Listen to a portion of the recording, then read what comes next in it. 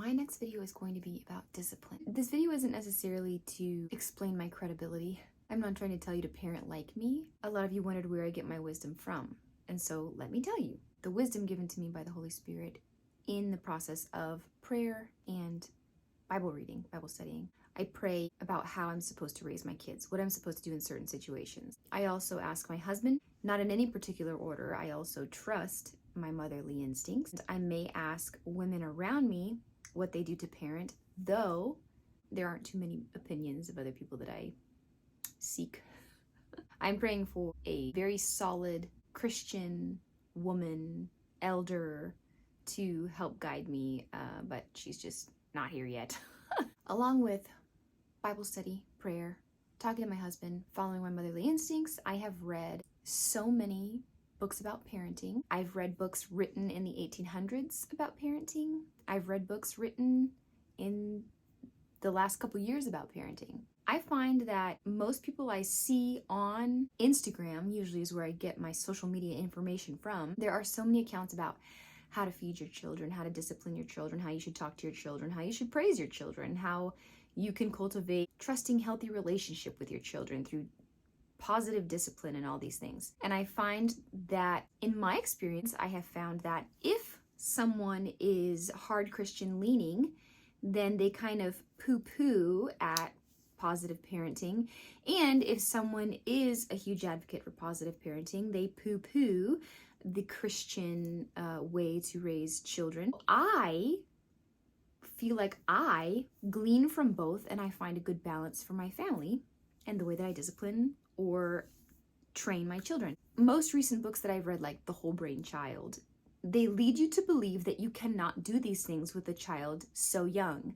But then you've got books written in the 1800s and guides that I've read from the early 1900s proving that you can, and it's developing a discipline. So I think that there is a little bit too much leniency in one end and not enough scientific information in the other end. And so I bring them together and pray about it and form what I believe to be a good way to raise a child. Now, with that being said, is the way that you're raising your child the wrong way?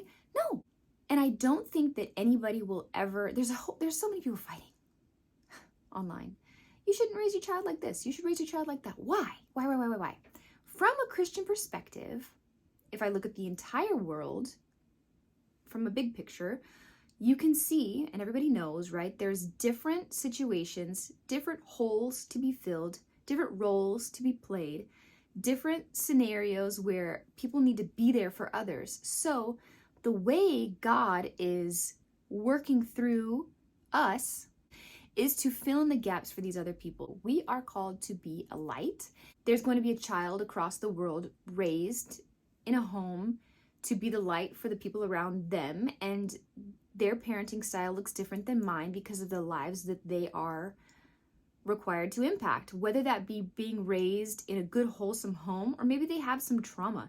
God uses all of us in every upbringing to serve the greater purpose, which is to spread the good news. I am not a perfect parent, and that's good, because if I were a perfect parent, I would raise perfect children who wouldn't need Jesus, and we all do. So where you fall short, that's okay. He uses the broken and the meek and the humble. I feel like watching these videos that I'm making about how I'm raising my children, how I'm running my household, how I'm trying to be a wife and try to be a better Christian, but I'm not making these videos to cause anyone to feel like they have to do what I'm doing.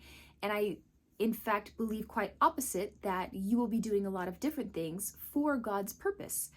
The way that you raise your children is the right way, but this is how I'm raising mine. I've just had so many questions about how I'm doing homeschool with all these little kids and how I've acquired such peace in the last couple years. It's because I've turned my life toward God in every aspect, and I've taken what I've learned in the secular world, chiseled away, and created what I feel like is a good way to raise my kids. Hopefully you get something in this. The next video is going to be about discipline, and I'm going to put that up on Monday, I hope. The reason why I wanted to make this video before I made that video is because I could spend a lot of time in that video talking about why I discipline the way that I do. And the short answer is because I use a biblical perspective with secular modern day scientific information and I combine them, right? And that's how I discipline the way that I do.